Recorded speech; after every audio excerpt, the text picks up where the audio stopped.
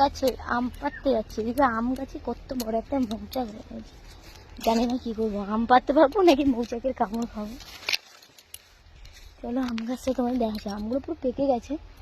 বাগানে এসছি, কলা হচ্ছে কলা।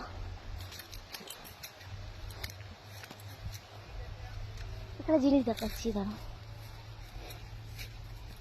এইগুলো কাঁচাবেলায় খায়, বড় হলে সব গাছ আছে।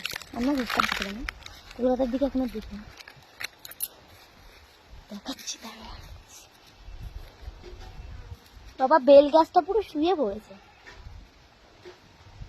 ও বর ভাই, এই গাছে মৌচাকে মধু কেটেছিলে? এটা মৌচাক এখনো হয়ে আছে। ও মৌমাছি নেই,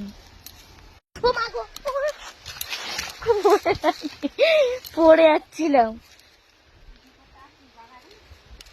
তা কি হয়েছে সেটা? ওই যে মৌচাক।